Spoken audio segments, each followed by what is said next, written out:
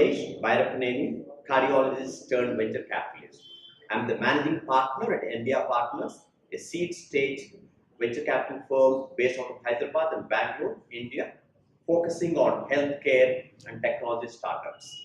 Today, as part of the Inside Out series, we bring to you the team behind SigTuple, the AI-based diagnostic platform from India. And I would like to introduce Rohit and Apoor from SigTuple, and they will take you through the SigTuple, the real technology behind SigTuple, what they are trying to solve in the next 15-30 minutes. Thank you. Rohit, coming to diagnostic medicine, which areas of diagnostic medicine do you think are amenable for AI machine learning in the next 3 to 5 years? And if so, why? In my view, all those verticals in medicine where digitization has already happened, where there are good and effective digital solutions, which is digitizing the data, they are easily amenable. That's the reason I see the focus area will be more on radiology first because that vertical is already digitized.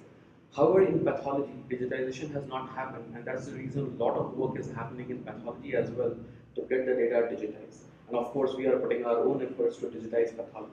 So the first one will be radiology, followed by ophthalmology, which is again digitized, followed by pathology. Maybe I think for the audience who include a lot of startups and entrepreneurs, maybe you should take us through maybe your first area of target, the peripheral blood smear, the Shonit, maybe a deep dive into the real technology, how you are able to conquer that last 12 months. Sure. So I will give an example of the first solution which we have developed, which is Shonit, an automated peripheral blood smear analyzer. But before I go and explain Shonit, let me tell you how the blood test is being done today. In order for the blood test to happen, you need a technician, you need a hematology analyzer and the corresponding reagent. You need a microscope and a pathologist to be co-located if the reporting has to happen. Interestingly, pathologists, they are not easily available in a tier 2, tier 3 city. That's the reason there's an impact on the turnaround time for the test.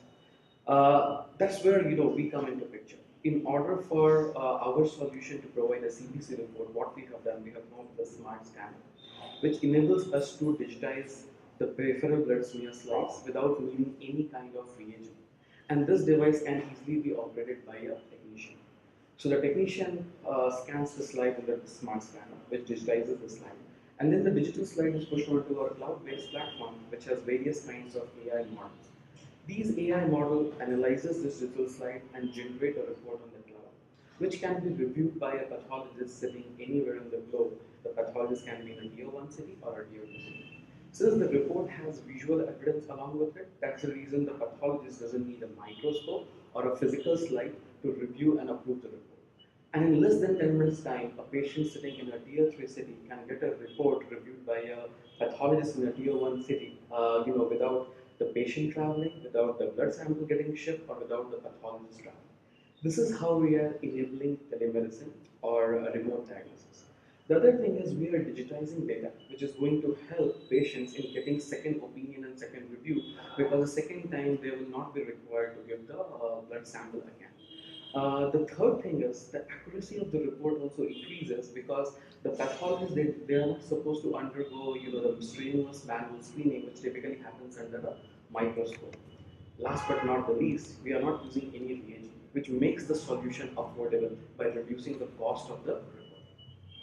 And you want to take us through the actual, what exactly the algorithms and how do you apply and how do you make out the morphological diagnosis? Sure. So I'll give a brief about it. So once the digital slide is uploaded on our cloud-based AI platform, which is named Manthana. Manthana has two different kind of models. It has deep learned models. It has statistical models.